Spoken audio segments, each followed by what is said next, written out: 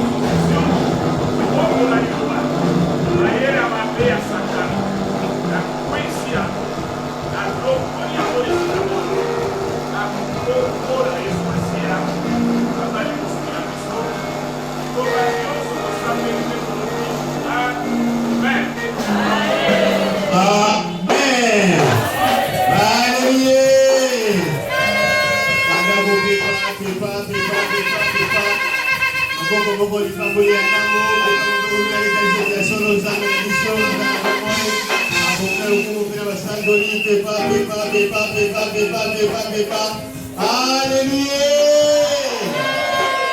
Amen.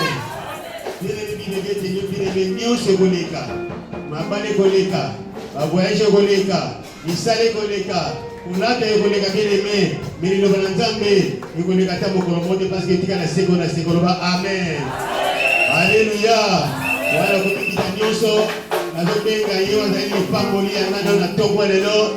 Voilà, je cite l'ange de l'Éternel et la gloire de l'Éternel pour les affaires de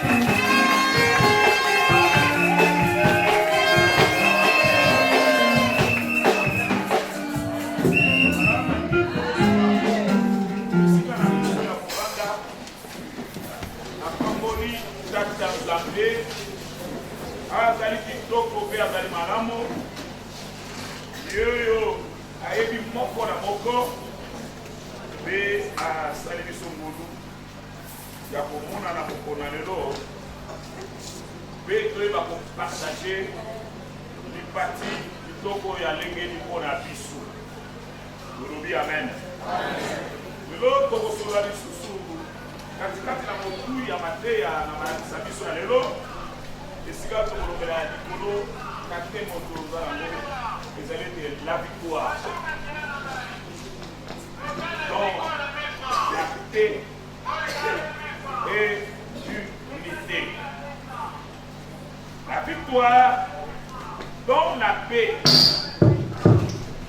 et dans l'unité. Et l'homme, oh, ezali katikati na kimia pe na bomoko. Lelo tosangani nesika oyo po ete tokoka kolobela likolo na elonga oyo eboyaka katikati na kimia pe na tango oyo boyokani pe bomoko ezali katikati na bato.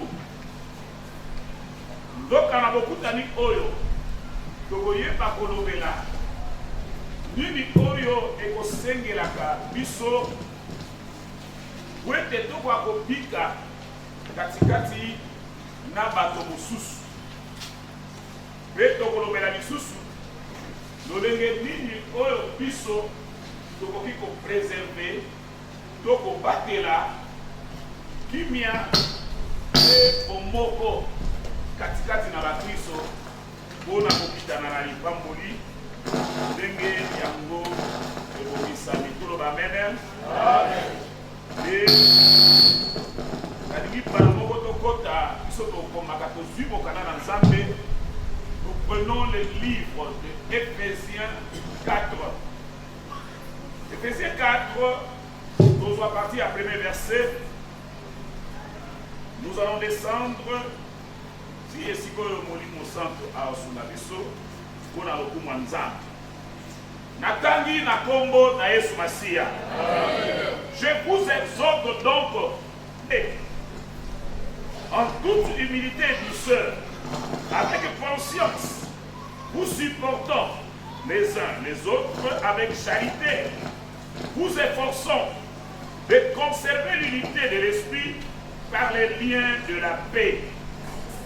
Il y a un seul corps et un seul esprit, comme aussi vous avez été appelés à une seule vocation. Il y a un seul Seigneur, une seule foi, un seul baptême, un seul Dieu et Père de tout, qui est au-dessus de tout, et parmi tout, et en tous. Tolobi, Amen.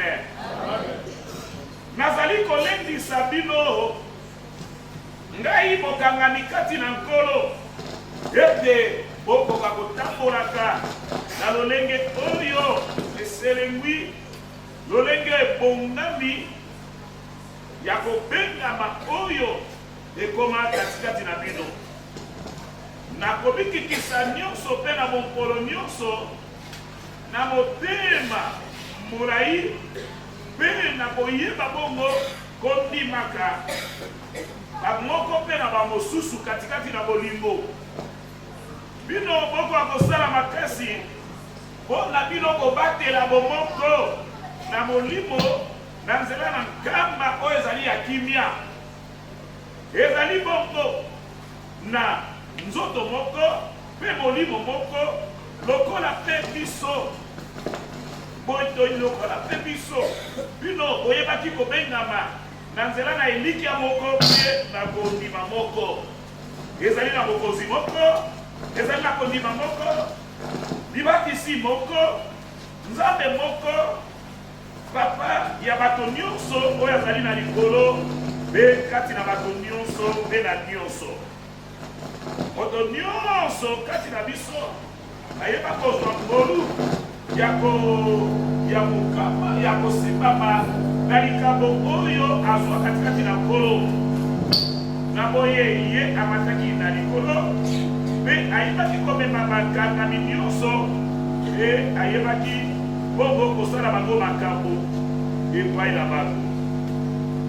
Elingi koloba nini komata? Soki te ezali mpe kokita katikati na esika oyo ezali ya se ya mabele. Moto oyo akitaki ye wana mpe amataki. Tolobi amen. Makomi na biso ezali ti na verset ya suka na verset nango 32. Kasi biso tokende malembe kolakisa ndenge tozwaki ntango deja ya komaîtrize tokotanga makomi yango. Awa tozali kosolola to tokosola likolo na elonga. Elonga oyo epesami pamba te. Elonga oyo eye katikati na bomoko mpe katikati na kimia. Moto moko te na se na ntango akolingaka ete bomoi na ye ezala ya désordre, aza na kimia, bozangi ezala katikati na ye, basi ezala na bana na ye. Me nzokande ezali bongo na elikya na eyano oyo ekokomelaka biso soki kaka biso tozali na bomoko mpe tozali katikati na kimia.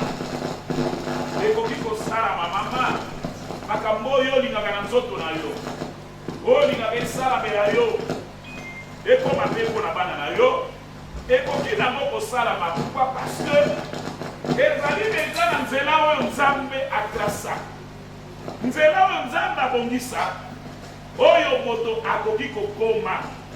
Awa toma Polo azali bongo kolimbolela biso souligner nakoloba na mbala ebele likolo na oyo tolobi unité ya paix katikati na bato. Unité bomoko mpe kimia ezali makambo mibale oyo ekotongaka libota lingomba moko na esengo.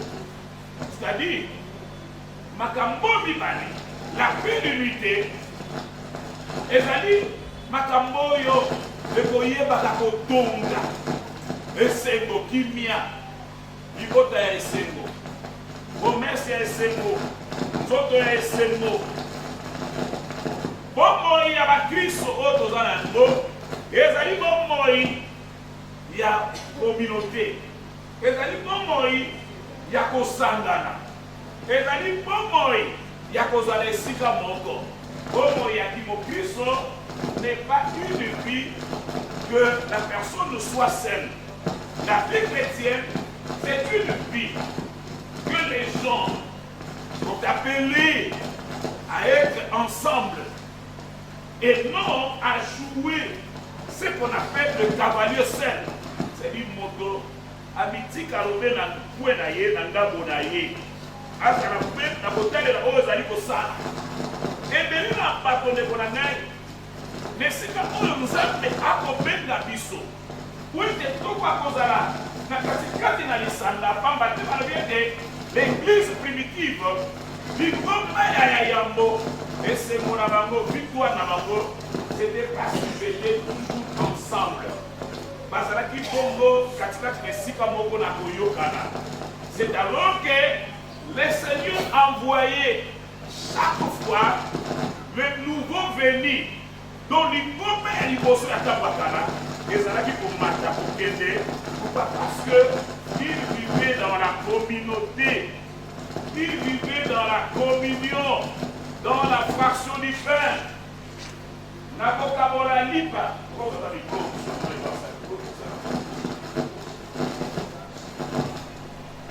Likomba ya kala bazalaki likomba na elonga bazalaki kobika oyo ezalaki piano. Pourquoi? Parce que bobo ina bango ezalaki ya ensemble, ils mettaient les tout ensemble. C'est ça, ils étaient dans la paix.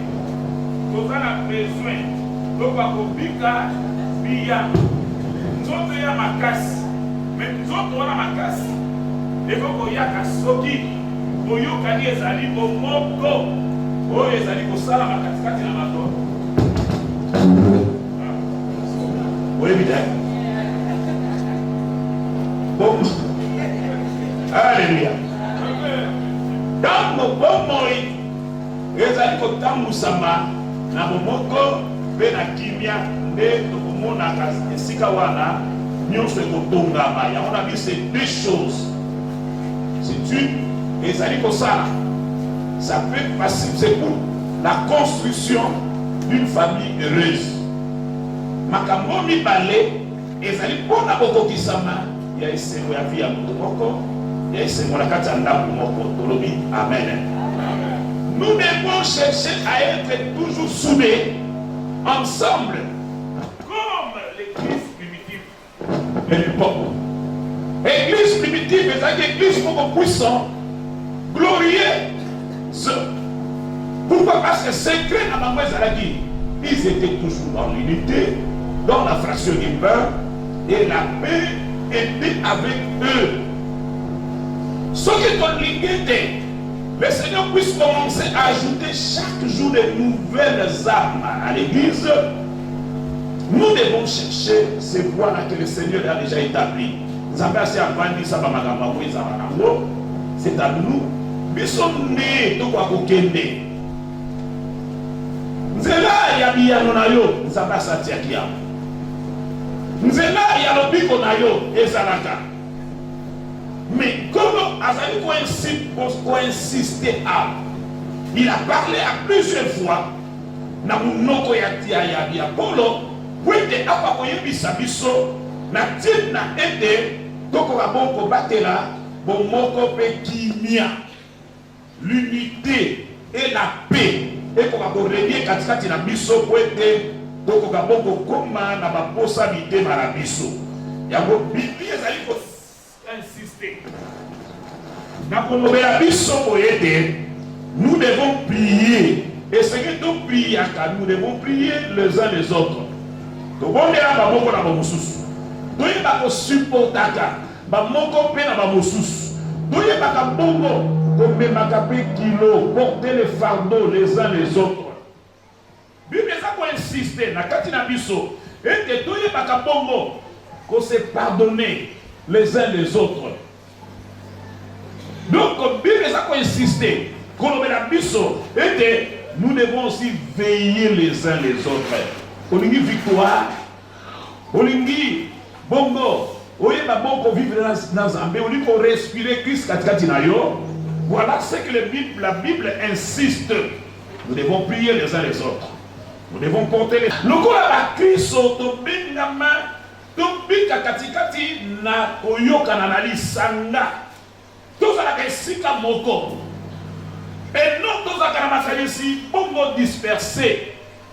Comme azali koyeba kotita biso. Pourquoi? Parce que katikati na mo Kristo nyonso Nzambe a fait sa biso l'automo y a réconciliation. Il nous a donné un ministère de la réconciliation. Mais nous sommes ministère de la réconciliation. Ningoba oyo ezaka pona koyoka ni sabato. Kotia bato bongo na bomoko. Tu ne peux pas dire que je suis dans la gloire éternelle sans que tu ne sois pas transfusé par le sang de la réconciliation. Ose à la perfusée, na mai oya réconciliation. Et c'est que les biloko wanezara. Sinon, que non, tu n'es pas l'enfant de la gloire éternelle. L'enfant de la gloire éternelle, il doit être dans son sang, on va la transfuser par le sang de la réconciliation. Donc il est pris pour la réconciliation. Nzambe atia ngo katikati na biso. Et Seigneur te biso to kwa komema réconciliation bisika nyonso. Et sika oyo division ezali. Et sika kozanga koyoka ezali biso to koyeba komema oyo ezali réconciliation. Et sika trouble ezali biso to komema kimia. Et sika wana biso to sangisa dozala. Lokola bongo aiguille oyo esangisa bilamba mibale ezali mutu akotonga asangisi elamba pemba la moko. Donc si nous voulons que nous soyons guéris, nous soyons délivrés. Réellement, si nous voulons qu'on aille respirer Christ, plutôt qu'à cause de les alliés de cause d'abisso, nous devons être comme des aiguilles qui relient les deux fils, les deux amis. Les autres ont deux parties à Bilamba. Donc nous allons prendre un candidat. Donc nous devons éviter la division. Nous devons être ensemble de corps. Pour être tout comme de Moussika. Nous devons être les gens qui rassemblent. Tous allons voir la gilet. Où il y a quelqu'un qui là. Pourquoi? Parce que nous avons reçu le ministère de la réconciliation. Nous tombeau Yagoyo Kadisaba. Yango partout. Nous allons amener cela partout dans nos familles, dans nos quartiers, dans Bisika na biso akoteka, mabota na biso, partout nous pouvons être de Konamé. Nous devons éviter la division. Zambe posa les alliés de Akwakomo na biso, tout pa kozala na bomoko. Otia pomoko na bana na katanda. Tozala na kimia. Pe boyokani na bato nyonso, comme la Bible dit dans Hébreux 12-14. Cherche la paix et la sanctification avec tous, sans laquelle personne ne verra Dieu. Alléluia. Awa, apôtre Paul a dit que exhorté par chrétien va vivre d'une manière digne de votre vocation. Dans la bika na lolenge oyo esengeli ya kobenga manayo nakati na kimia pe bomoko. Nkolo azali kobenga biso. Pour que tout pas distribuer, c'est-à-dire quand nous sommes ensemble, nous sommes force. Pourquoi? Parce que nakati na moto nyonso Nzambe a équipé biso. Azali ko lakisa biso to yeba bongo kozala bato la kisabi malamu, c'est-à-dire les gens qui vont aimer la parole. Bato ba kozala instruit dans les choses de Dieu. Nzambe awa na maloba azali kotalisa biso lolenge nini libota na nkolo le corps de Christ ezalaka. Bato mingi lelo bazaka tata Yesu Masiya mais bayebi comment le corps de Christ marche. Nzambe azali kotia ba Kristo na kati na maloba oyo na en garde. Il nous met en garde de ne pas marcher comme des païens. Pour ça il envoie ma paganoté. Pardon, parce que bakoyoka makambe ba osala ka yangote. Ali ko lobela ba Kristo awa na lolenge ya kobongwa na bango, c'est-à-dire na kati ya kobongwa na nous devons faire preuve d'un avant et un après. Maloba ko nyonso ezali awa na lobela biso. C'est nous les chrétiens. Ayeba bongo ko placer biso. Oui que biso tombe ma kobongwa na ezali esantu. toyeba koevite oyo ezali bongo mipepe oyo ezali ya mabe tokoka kozala bato oyo tovandi na molimo oyo ezali ya kosenga bolimbisi. Voilà pourquoi ndeko na ngai navandisa base na biso ya mateya na pene mpe 6e verset na biso awa esika wapi ndeko na ngai nali kotuna mituno toli tolobela awa boni bakristo esengeli bavivre na bomoi oyo ezali ensemble. Comment les chrétiens doivent vivre dans une vie de réseau? C'est-à-dire base à bon moko. Pourquoi? C'est parce que les Konangay nous engagons dans la makambo à Bobissa pour la vie. Deuxièmement, comment préserver la paix et l'unité pour être quoi continuer la vie surtout respirer à Christ. Parce que makambi balonge tout le monde l'eau. Et les lots de Konangay n'a lieu été ils ne font pas la volonté de Dieu. Et là, il y a trop de problèmes à l'église à cause de ce que nous vivons dans le monde.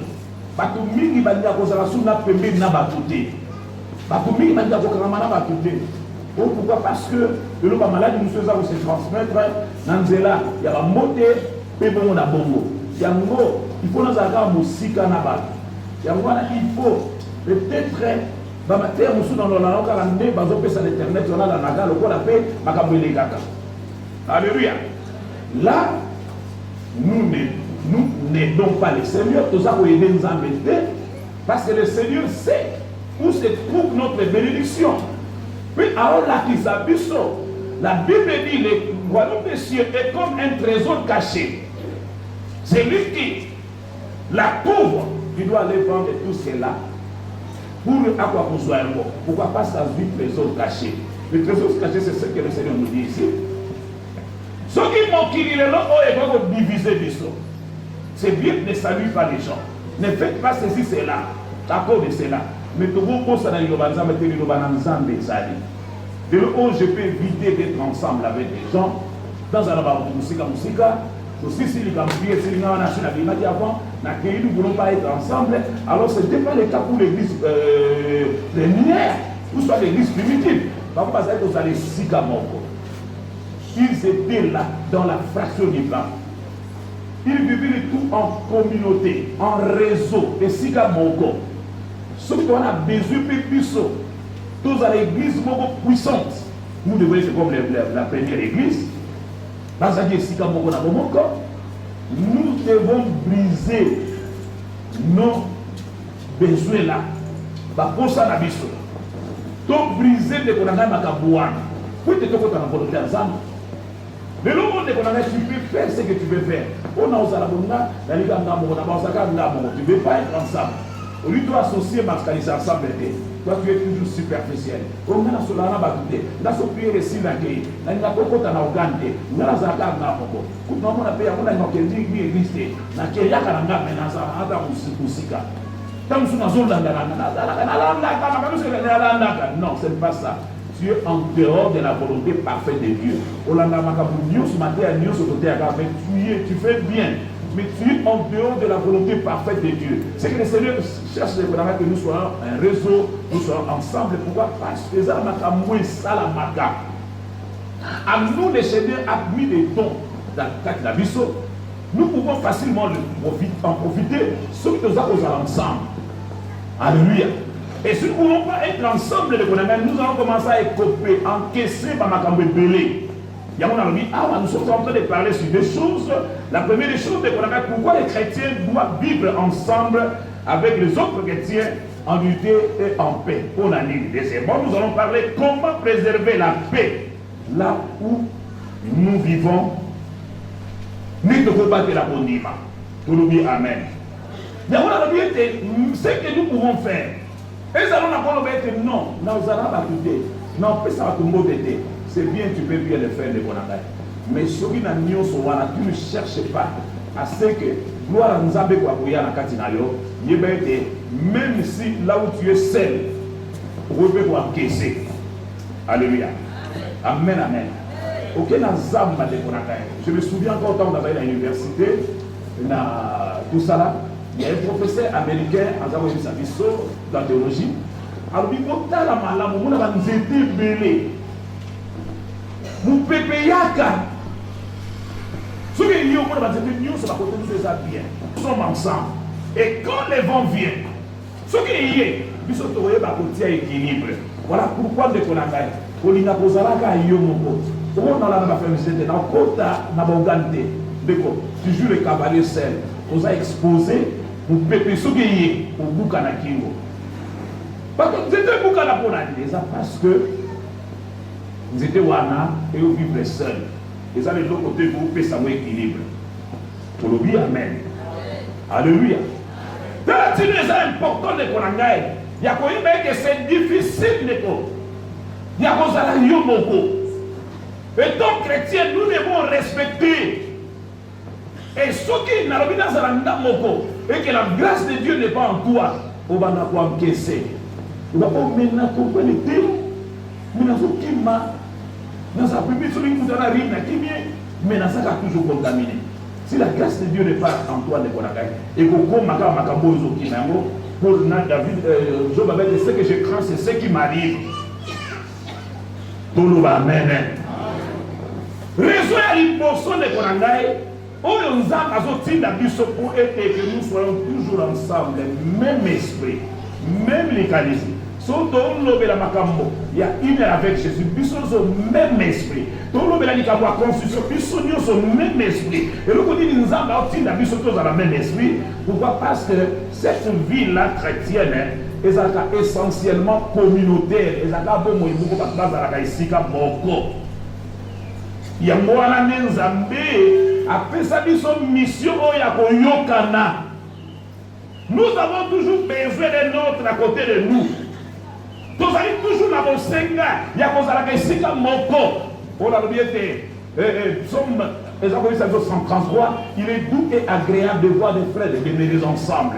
C'est là où le Seigneur envoie la bénédiction. Alléluia. Parce que qu'est-ce qu'il faut? Ils demeurent ensemble.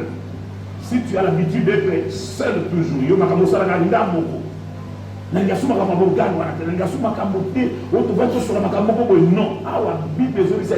la première église, ils mettaient tout ensemble. Nous devons chercher à être avec les autres. Pourquoi? Parce que c'est écrit à l'église première, et ça qui dans Acte 2, par le bien dit. Bazalaki une habitude, il y a pour partager l'île ensemble, il y a pour ça la bonderie ensemble, il y a pour ça la macamunio ensemble. Et il y a pour ça que tu l'ingomba les alama casse. Bezalaki n'a reçu ma casse. L'ingomba y a église primitive parce qu'il était molom, il y a zalaki de moto seng, il y a zalaki té. Pourquoi? Parce qu'ils avaient une même pensée et un même esprit. Et ça que l'église peut agir dans la puissance macasse. Talatino maman, papa, tu n'as plus l'heure, comme on a dit la fois passée, il y a quoi abandonner l'église. Au moins, nous sommes à salir 2-3 jours. Il ne vit pas dans l'église. Tu trouves ça normal? Tu es en train de jouer cavalier seul, au bout de la kingo. Bah, chaque fois que nous supportons les uns les autres, quand nous sommes ensemble, toi tu es toujours seul. Or, les alliés Bongo n'a pas conséquence de rester toujours seul. Nous croyons que la fois passée, la conséquence, il y a quoi abandonner l'église. Quand tu es absent, tu abandonnes. Mais évitez quelle raison, on fait sa raison. Ou tu as un processus, ou tu as un processus différent, le Seigneur a déjà établi un chemin. Alors, la victoire, la solution, la guérison, la délivrance, le mariage, dans la paix et l'unité. C'est-à-dire le mariage qui peut venir. Là où il y a la paix, il y a l'unité. C'est donc la vocation que nous avons reçue de la part de Dieu. Nous devons vivre avec les autres. Nous devons vivre la communion fraternelle. Parce que nous avons après ça, donc nous devons profiter de la chose qui se trouve dans l'autre personne pour que tu puisses vivre ma âme. Ceux qui sont allés ensemble, tu vas pouvoir la Bible dit le fer aiguise le fer. Au État comboté et Gumba et Béné. ebende bumba makana ebende. Il faut ebende musuez à la police zongi sa ebende wana eko kabongo kozonga normal. Nzambe apesa biso na mutu nyonso likabo moko ya eteni. Esengeli ete nga nakoka kozala wana wete baninga mosusu pe bakoka profiter na po ezali likabo. Quand nous sommes ensemble bandeko, c'est ça, nous sommes en train de nous féconder. Nous allons komi kokisa komi yeisa mutuellement. Nous allons kosanganaka. Quand on est seul, on est en train de se tuer. Tu te tues. Vous allez komi boma. Vous allez attendre mutu moko te Christ moko bosolaka. Attends makamanza. Tu es toujours seul, cavalier seul. Donc la Bible nous dit nous devons vivre ensemble pour participer à ce que le Seigneur a préparé pour nous. Donc il y a pas qui t'a makamanza, pas pour ça pour la biso. Amen. Non, papa, et ça là pour la sagesse, pour tous à madame, il y a mon pour éviter. Non, de Korangaï. Le négé nous allons pour éviter. Dans le lamba de Korangaï, ceux qui m'ont lamba na bakuni, au bout de la kuni, monsieur Zob Bimisa Milinga. Monsieur Zob Bimisa Milinga. Monsieur Zob Bimisa Milinga. Tu vois, les autres villes, ça va pour monsieur ça la fait sous place. Maman, ça vient à Longoli. Quand ils ont mis sa bilingue, ceux qui nous ont mis à l'homme sous ils ont mis sa bilingue. Mais ceux qui ont dit que nous sommes mis sa bilingue, et on dit que la cause du mongo est sous la béni sa bilingue. Hein? Et béni sa tête, jamais. Il serait obligé à vous autres, ça va cause de la nuit, ça la nuit, bilingue est là. Vous êtes aider. Alléluia. Ceux qui ont visité Robert la tête, donc toutes les Konangais, nous devons supporter les uns les autres. Donc nous allons la porte aussi, sinon nous n'allons pas manger. Voilà pourquoi c'est très important, maman. Il y a que le Seigneur Azali Kozerabiso. Si nous voulons rester seuls, nous devons refroidir. Mais au moins, donc c'est-à-dire, si nous aimons notre église, si nous aimons Dieu, si nous aimons la voie que le Seigneur a déjà établie, nous allons nous soutenir. Et dans l'église, nous avons dit modèle wana, bakendaki. Ce qui est la banzete, la moko, moto nyon se beaucoup panango. Pourquoi? Parce que tu seras refroidi. Pourquoi? Parce que autant ça n'a pas soupe dans l'église. Alléluia. C'est dit, moi, quand ça continue, je sais que là. Et le diable mission des alliés, c'est que nous sommes toujours divisés. Pour être liés à Coca-Cola. Tant que pour la bisoto, il y a été. Kozara, Yomoko. Sans que vous avez la voix de Sanga, sans que vous avez les cigares Moko, sans que vous avez l'église. Si vous avez tu es en train de préparer ta tombe. Ozo préparer Kundanayo, ce que tu as toujours fait là. So muni muta kutana kamulelo yeba ite nikamwa se salamaka. Mukoleza kama mukoloya complice moi pour nikamwana et quoi pour salamatolobi amen. Talatino de Konangai, je dois chercher à être ensemble, je dois chercher dans l'église à vivre dans les réseaux parce que vie à l'église est la vie communautaire. Pour ma place à la to kutana na po, pour to kutana ka. Alléluia.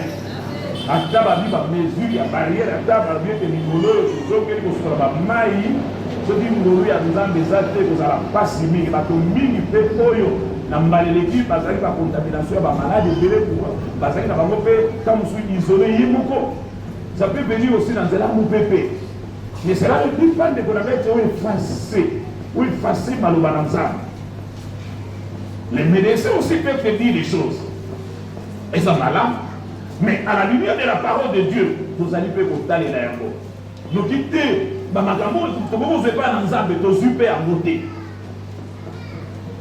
tu peux aussi avoir l'argent. Vous en avez un bon et que mon point de suffit de la foot dans la classe. C'est dit pas que les gens viendront te dire, oh, le police a beaucoup ça, après vous obligez de poser le bouquet pour autant. Mais tu oublies qu'il y a déjà une parole qui existe. Dans ce que nous avons là, hein, il y a une partie qui ne nous appartient pas. Une dixième, il appartient à Dieu. Si vous regarde que c'est notre problème. Je ne sais pas que en appliquant la parole de Dieu, miracle m'a fait effacer ma caboua. Nous échouons beaucoup de Konangaï à cause de la place de la parole de Dieu. À cause de ce que le Seigneur a déjà dit. Premièrement, de Konangaï, pour être toujours pas moliwana, pour être tout bongo, pour respirer Christ, pour être tout pour s'habiter manabiso, balobina binote. C'est cette vie-là de Konangaï, ça a été biso na katiwana, tout kitana, na babilo, que nous sommes à pourquoi? Parce que tout en ayant seul, donc je ne saurais jamais supporter ce qui va mourir dans un n'importe. Et l'autre, si moi exaté, de l'oubli, amen. Nambo, oui, que nous sommes pas pour qui ça va, et ça peut être important de Konangaï, n'a pas pour préserver, on n'a pas pour battre la unité Pekimiawana. Alors, comment préserver l'unité et la paix là où je me trouve? Dans protéger à mon degré. Nous n'avons pas pour préserver à mon tigala. Pour être à la bonne élo. On m'appelle l'homme na bosani à mon abonissement. N'a pas de vivre le rôle de l'église primitive. Le nabandaki limbo bakara. Le nabandaki bokota na masanga kala. Le nazai bobika na boboko. Mais depuis un certain temps, nazai souté pour vivre dans la vie communautaire, dans la linga. Alléluia. Tu dois savoir que la conséquence est voyée par découler. Or, le Seigneur a déjà prévu qu'on a biso un moyen de sortir. Tant qu'on a côté pour être dans la naïe, de respirer. D'abord, on a besoin de comment préserver l'unité là qui amène la bénédiction. On préserve cette unité. Le Konangaï n'a conseil qu'on a beaucoup fait ça. Pour préserver l'unité dans la vie d'une personne, la première des choses, on nous demande d'être humble. Et quand on parle d'être humble, on parle de l'humilité.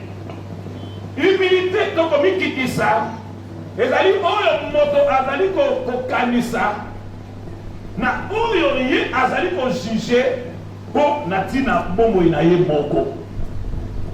Humilité, pour la Christo biso, et ça dit très moko, et l'autre moko, il y a qui monene, très, il y a caractère, il y a qui grandeur. Moto, il y a bita kanakati na komi kitisa. L'humilité, la Bible a dit, l'humilité précède la gloire. Tu as besoin de préserver cette bénédiction-là. Vous avez besoin de préserver l'unité Pekimiawana. La première des choses de Konangaï, tu dois être humble. Vous avez moto na komi kitisa. Pourquoi? Parce que l'unité n'est pas dans la chrétienne. Et ça il y a bizaleli, il y a bakolo. La plupart des gens que tu peux voir aujourd'hui bénis, ce sont basoke, mais batonakomi kitisa. Nzambe akui saka kitisa ka bato oyo bazali na lo fundu makasi. Batuni nani waza mokolo na bokonjali kolo. Celui qui veut être grand dans les royaumes des cieux, il doit être comme ce petit enfant. Bokonjali kolo pe sami lo kuko na bana mike. Alléluia. Dans la Bible de Konangaï, au lieu que les liboso, il n'y a pas pour faire sa valeur là-bas. Il n'y a pas pour mikitisa bas. Et pour mikitisa liboso là-bas.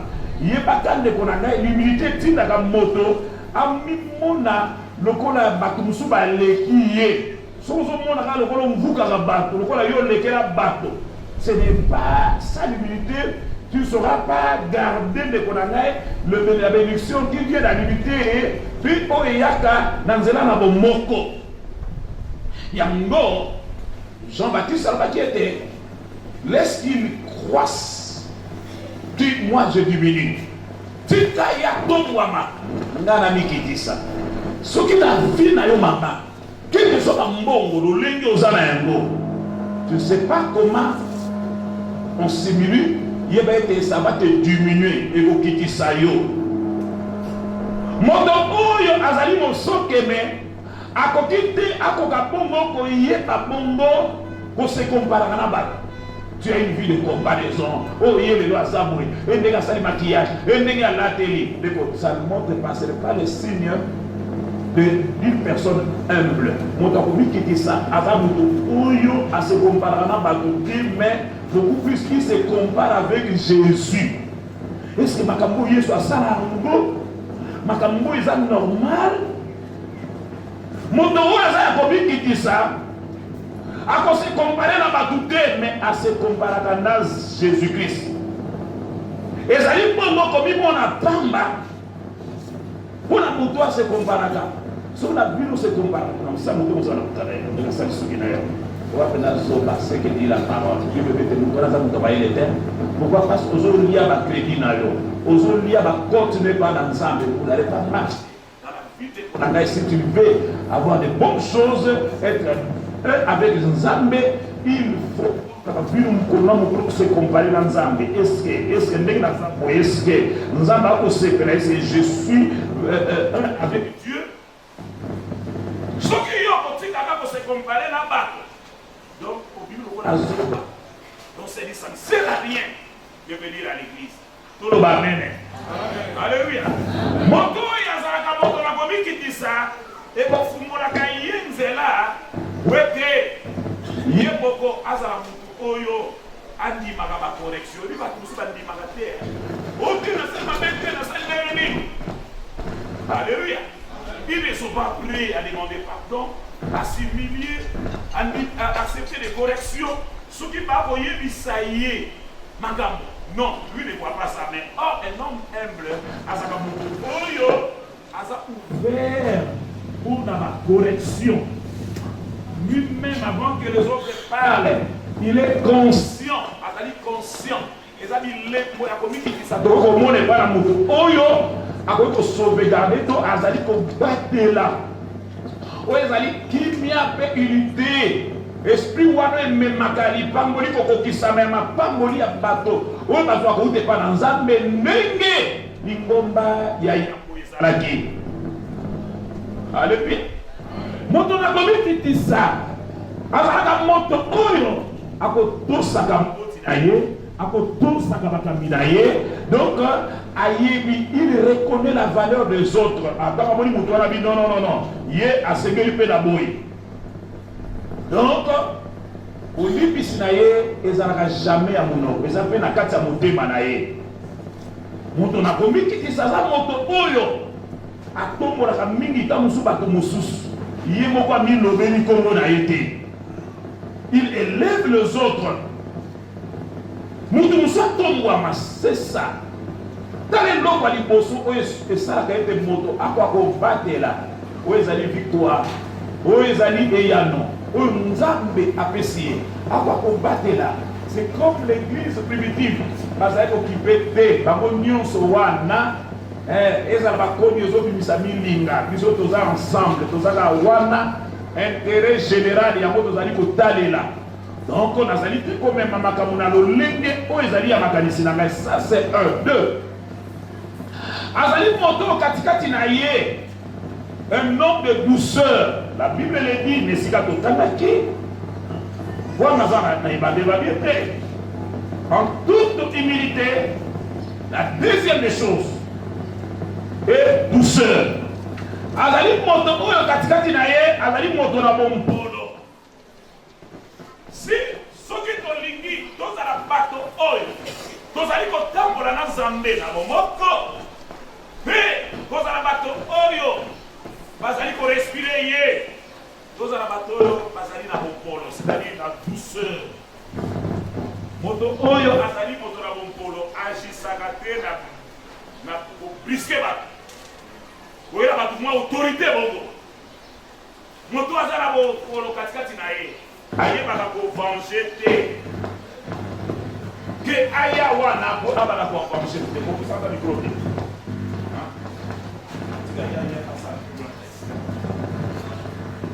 Azali moto oyo ayebaka te ko venger bato mosusu.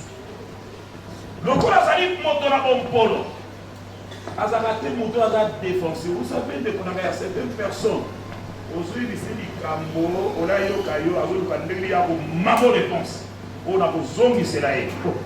On a vu le vide, on s'en fout, il y a moi, ce sont des choses. Il n'est pas un auditeur défensif. Un auditeur défensif, c'est quelqu'un qui est là seulement pour de défense. Il y a défendre la carte. Oui, il y a mon madame, il fait des défenses.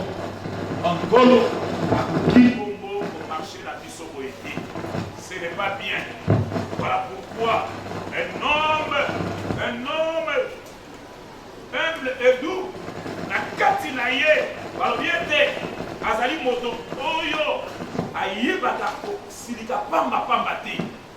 Il contrôle ses sentiments. Azali Moto, Oyo de Prangai, dans le Lindinaye, Yakozala Nabato. C'est-à-dire qu'il respecte les autres. Au Silika Naye, Ezali Nelangonga, pas n'importe quoi. Dolo Amen. Alléluia. Yamweza na tima de Prangai. Yé moto la bombolo. Aye bako kozwa mabe. Ikona mabete. Wazusi mabe. Mais le but de Prangai que moto la bombolo azali wana tout simplement anke sakanius. Moto la bombolo énorme tout.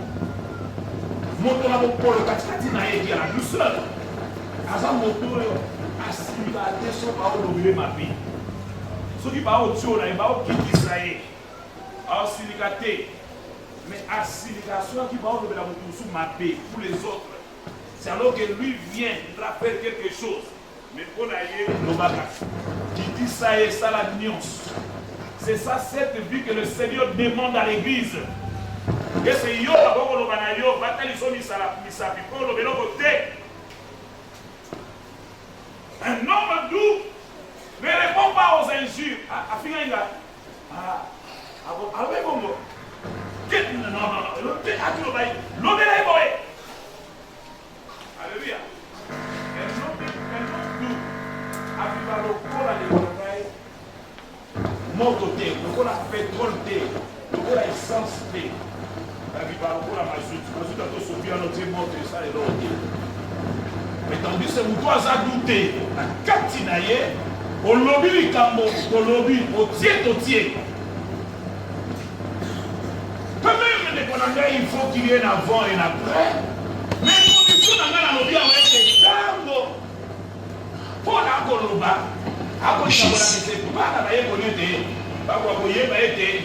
ils devront mettre la place de l'avant et de l'après. C'est-à-dire, avant Kozala, mon Christ, ce qui est différent soit les actés. En quoi nous sommes des chrétiens? Un homme doux, nous sommes dans notre rôle. Il évite de diminuer les autres. Il évite de parler les mal des autres. Aboya Kakolo Bamabé Abatomo Susu. Aboya Kabo expliquer Makamabatu Moutou. Bas secret à Moutou Makini à Moutou. Éviter à que nous expliquions à Moutou. Pourquoi bon pour la salle à modérer pour voir la place l'église et pas pour s'assombrir. L'église, c'est super puissance, membre de guérison. L'église est ça à monter. Nous ne devons pas se comporter comme les païens. Les païens, ils ont monté, les Congolais, les Gagouakia, les Zalakiana. Oh, t'es naïf à monter. Oh, les Zalaki bouillés, attendez nuance. Ce n'est pas pour la vous ne pouvez pas vous comporter comme le font les païens. Chez vous, il faut qu'il y ait un avant et un après Jésus. De moment on a bon polo, azali wana, aye bakabongo kosa la tension na ozali kanda na ye. C'est-à-dire azui bani na goko loba. C'est un homme qui ne vit pas longtemps avec la colère. Alléluia. Donc moto oyo kati na ye abatelaka kaka bakanda kaba lokutana kati na ye, il n'est pas digne ya kosimba ma ya kosepelisa nzambe. Alléluia. Il y a ça très important de konangai ya koyeba ete un homme doux, ce n'est pas quelqu'un qui garde la colère. Alléluia. Quand la soupe est à surmonter en mot. Alléluia. Si tu veux des échecs dans ta vie de Konangai, les gars vont kanga bato bakanda. Si tu as koloba na bato combien aux en bakanda la bango. Alléluia. Amen amen. Soko lioko makanda makasi. Soko lioko ozwa ba échec na vie na yo. Zaka mutakanda. Si tu veux aussi mourir avant dans la vie de Konangai, sois un homme de colère. Alléluia. Ya wana vie de komita na malamu mama papa. Soki zala mutu moka pesa ko kanda. Yebete mutu wana alinga kote alinga boma yo pe yo soki olingaka ndeko wana vivre temps molayi ko peta kanda ko lobela ke makambo esengo. Celui qui t'a toujours donné la colère là, il est en train de raccourcir ta vie. Pourquoi parce que kanda et quoi qu'on raccourcir vie na yo. Pourquoi parce que et quoi qu'on met makambo mabe na kati vie na yo. Voilà pourquoi en tour na yo. Tu dois éviter les personnes qui te donnent toujours la colère. Bao précipité na mabe, bao tindika yo na kufa. Et si toi tu dis que tu aimes ton prochain,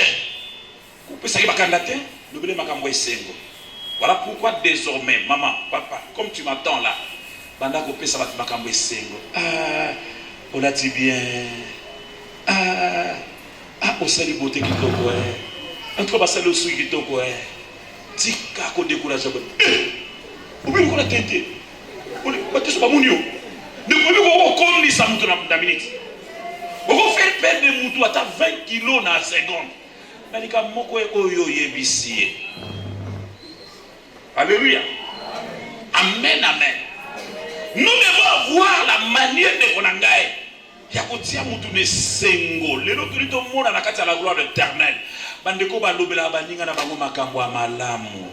Oh sali suki ya kitoko. Oh vraiment la tikitoko. Na sepela kechi na yo oyo. Na sepela olengi ozali.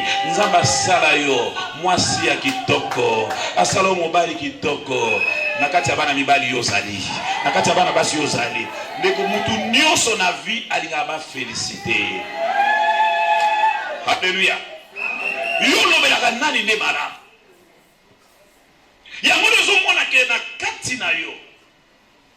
Donc, ça montre que tu n'es pas doux. Et tu ne peux pas préserver, Moutazo préserver l'onction. Tu préserves la santé, tu préserves ce que le Seigneur a mis à toi. On préserve cela de Konangai tout en étant un homme doux. Un homme doux, c'est quelqu'un qui supporte tout. Un homme doux, c'est un oyo aligi batu pays. Azali solo koko kisu ezali posa onza bazo zela pour les nalobi amen. Alléluia. Et la troisième chose, katika kabiso pour aider, donc à combattre la lipambolio pour longa ya katika tinabiso. La voie tracée par le Seigneur, nous devons notre façon de la communication. Nous lengi na biso ya kolobela. Na suili solo andeko batonga tour de Babel pour aller très vite. Tant batongi tour de Babel, balinga ba meka na nzambe, ya nzambe to meka na to tonga nous avons l'argent tout ça ba moyen ba yokani ba tie ba mbongo ba ngonyonso. Et tant batie ba moyen ba mandiko tonga, mais ba tonga na volonté en nzambe te. Et le Seigneur est sorti pour le regarder. Bazalaki na vision moko landa. Bazalaki na bolingo. Bazalaki na esprit ya musala. Balingaki penza ko sala na esengo. Pe unité wana etindi bango ba pusali musala elengi ezo mata kitoko nzamba bimi. Atala nzamba bio basi ba kokisi na bango. Pourquoi pas parce que la vision moko, même pensée, même makanisi et sengo moko, puis ils avaient l'esprit de travail. Alléluia. Mais malheureusement, avec ça, il manquait quelque chose. Quand le Seigneur a vu Nzamba dit baokokate, so tatiki bango baokoka, baokoma. Nzamba bouger bango à côté en communication. À ça il était pas comme une incompréhension en communication. Alléluia. C'est dit donc oya loba boye, mutu so mona eloko mususu. Alléluia. Oui, bien, cheka ba te belé de Konangai. Et ça la façon na bisonné de se communiquer. To yé kolande kokomi tana malam. Nebo nini o bisoto lobelaka. Bandeko ba échoua ki pourquoi parce que nzambe. Ayeba ko simba bango kaka na niveau ya ba langage na bango. Et Seigneur doit apprendre. L'église, apprenons-nous à bien nous communiquer. Bato à tout de Babel, basukaki pourquoi? Parce que katikati na bango bazaki bato komikitisateur, katikati na bango bayeba kiti lolenge nini bakoya ko loba. On a nommé les vérités, c'est la vérité. Au Bible, la vérité. Mais la vérité est dans l'amour. Alléluia. Nous ne le faisons pas avec amour. Tu fais quelque chose de Kodanga, mais sans amour. Lobela Muninga, Nabolingo. Quand ça la périodité, oubliez. Et là, quand vous ne vous communiquez pas bien, tout sur la malamouti. Échec à battre belé. Et nous que ça qui était bas au calice sous échec moyen pour solo là. Surtout solo la té. Babi bazaki bon mon qu'on église spirituelle batako solo là très bien. Makamuzo le kakitoko. Nde musale za ko mata. Église qui très fort, très puissant. La gloire. Vous voulez avoir une église puissante? Tala ba secret à mon nzamba ko pesa biso. Bayeba ki bon ko ça sombrer. Na kaka na niveau ya communication. La communication n'était plus bien. Bah sur la sobriété mais basé la détermination mais ni solo tous ces sika ngouye zali makamunyo se zali mais est-ce que ni solo les kaka bien tu as la facilité de causer avec la sœur là avec le frère là et c'est les kaka na katia groupe na bino ni solo les kaka dans notre église les kaka bien alléluia et donc quoi ça qui tour de Babel pour pas koka té ça va bouger par contre à niveau communication yo. Vous êtes dans une même église, vous êtes dans une même organe, mais le diable a bougé à un niveau de communication. Vous priez ensemble, vous faites tout ensemble, mais la façon de se communiquer, vous ne vous communiquez pas très bien. Alléluia. Les lois de l'Église de Kodanga, il faut savoir que vous avez l'air ni no goye bisaye, mukoloni no goye bisaye, et sikadi no goye bisaye. Ce qui osa communication est allé, mais au talade. L'air ni faut na pesa e makambo na lera uti musala na bakanda na lero oyo ba uti gangere na pasteur yupu yo bakisi il faut savoir connaître l'heure la place pour se communiquer alléluia so yeba ka contrôler sika wanate tu vas commencer à échouer babi ba échouer pourquoi parce que la place de communication n'était pas à hauteur. Est-ce que vous communiquez bien avec les membres qui se trouvent à l'église? Communication est malam pour que l'église, le Seigneur puisse nous mettre dans un même sac avec l'église primitive ou une église puissante. Et ces communications, ça ira bien. Est-ce que nous sommes ensemble, nous partageons les paix ensemble? En nous, il y a l'humilité. Nous acceptons de même les tisons de fumée. Bakonyo amilinga tondima peza na biso ou soit yolongwa yo bino mozaba tout ça est-ce que vous voulez aller très loin d'accord ozoli ko kele musika na vie na yo mais si ozoko kokisa makambo yo te tu ne veux pas supporter d'autres tisons pour ezobimisa bilinga nzungu ebela te etikala we koni moko na etikala epelisa eloko te et pour ça les côté voilà l'échec aujourd'hui dans beaucoup des églises de Konangaï, dans beaucoup d'églises, dans beaucoup de maisons. Pourquoi? Parce que de Konangaï, pour mon coésalité, la façon d'y avoir communiqué, et zo ça mandenge l'ongobalité, il y a échec na échec, mais wana bolingo bolinga nzambe bosala nyonso église mais bazaki na vision bazaki na bolingo bazaki bongo na persévérance esprit ya musale zalaki mais le bébé ça va vous communication est-ce que vous communiquez bien na baba na tata mwasi na mino boyoka na bien na passer au sola bien et c'est du soleil les kaka na bandeko ici comme makambo ezali la Bible dit aujourd'hui si vous entendez sa voix n'abaissez plus vos cœurs car votre bénédiction en dépend. De bénédiction na biso et ça peut dépendre na kati ya likambo oyo. Alléluia. Voilà pourquoi de Konangaï. Quand on dit non, moi j'ai tout payé pour Tamzou, la sorcellerie non. Sorcellerie est que vous allez de Konangaï.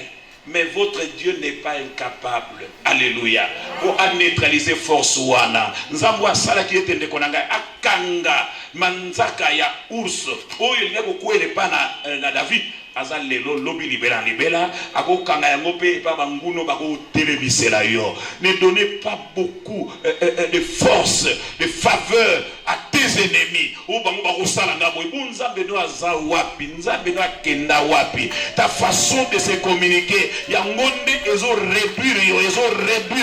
Tu dois récupérer ta place, tu dois savoir que le Seigneur veut ton élévation. Yango alobi na biso lelo la victoire dans la paix, dans l'unité. Donc soki toke na kimia na bomoko na matono on a pesi awa on a utu loba ete comment faire de konangae pour préserver cette unité là. Ce que vous avez dit, on préserve l'unité tout en étant humble, tout en étant douceur, tout en étant en cherchant une bonne communication.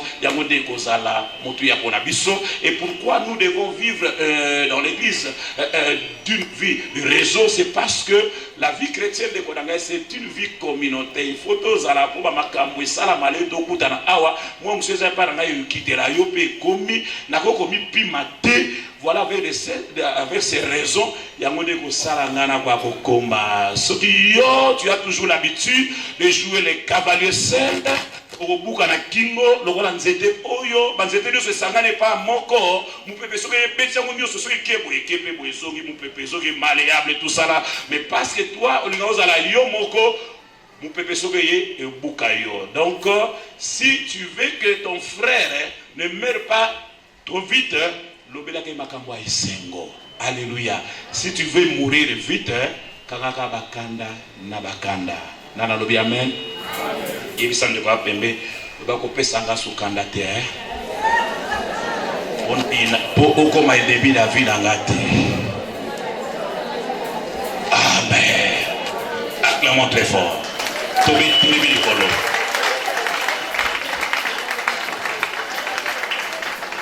Voilà, namoni mutoboka zubusala, namoni mutoboka bikisami, namoni mutoboka kangolami, namoni église ekomi puissante, namoni makambo ezali impossible possible, namoni makambo ezali marcher te ekomi ko marcher, namoni nguya makasi ezali l'église primitive, yango pe ekomi kaka esika oyo, nous n'avons plus l'heure ya kobanga bandoki, la place alors la place de la parole de Dieu. Place ya liloba na Nzambe po ezwa, oyo longate Manicolo. Agalité.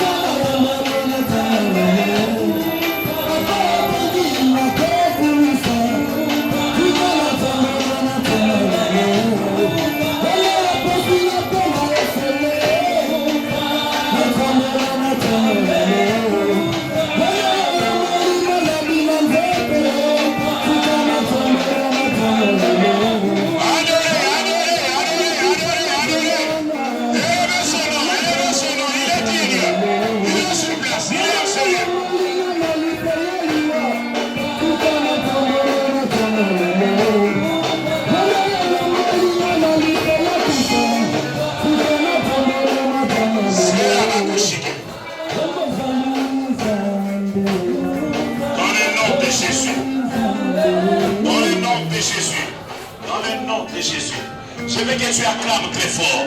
Acclamez ce grand Dieu. Lui qui nous a donné la victoire. Cette victoire est dans la paix et dans l'unité. C'est Dieu-là.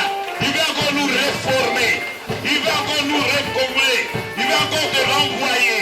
Tu vives encore comme l'église primitive a vécu dans son époque. Dans le nom de Jésus. Dans le nom de Jésus. Dans le nom de Jésus. Dans le nom merveilleux de Jésus-Christ de Nazareth, tous nous avons ainsi prié et dit merci Seigneur Jésus-Christ. Amen. Est-ce que nous pouvons encore acclamer?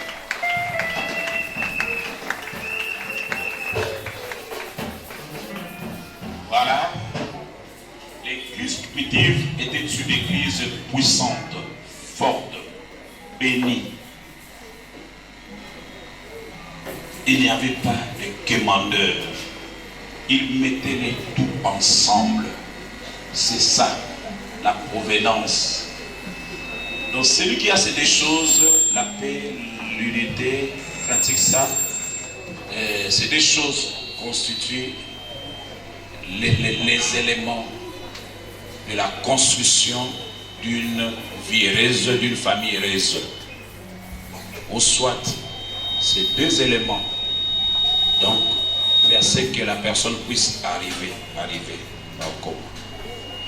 Il supporte les autres, il est patient, il prie pour les autres, il exhorte les autres avec un esprit humble. Donc, il est là pour les autres. Humble, l'humilité, douceur, la façon de communiquer le message.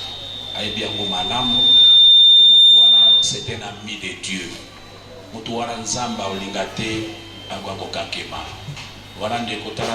Si nous voulons avoir une église heureuse, si tu veux avoir une famille heureuse, kozwate ba makambo ko ya mabe donc lelo yo yeba ke monokone ko za la mbelité kozala paix sans te zala ta mazout faut tous aller ensemble, supportons-nous les uns les autres, supportez obolamba na baba koni wana milinga so longoli bakoni milinga etikala koni moko ebelisa bilote pe okufa yo moko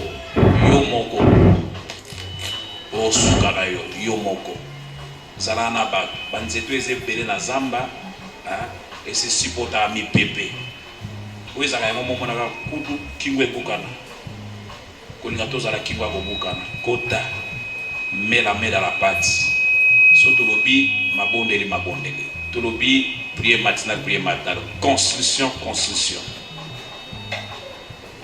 tokomi na temps tobipambola makabiso moko voilà la ligue aux offrandes dans les mers, nous allons donner avec joie. Awa topesa o ezali alliance, donc c'est l'alliance Nabiso. Wana dim na yo te musaba on pesa enveloppe. Topesa na ese mondeko. Na ese rumbala wana, j'ai commencé à regarder. Au début quand on s'est Nicolas, na ozwaka na sali nombre ya batu nyonso tozali awa. Je divise ça avec le nombre, avec l'offrande qui est entrée. Ndena oya mona mususu pesi loboko pamba. Otsaki loboko pamba. Et mon élite n'est pas parce que tel nombre avec ceux qui se représentent ezalate. Alléluia.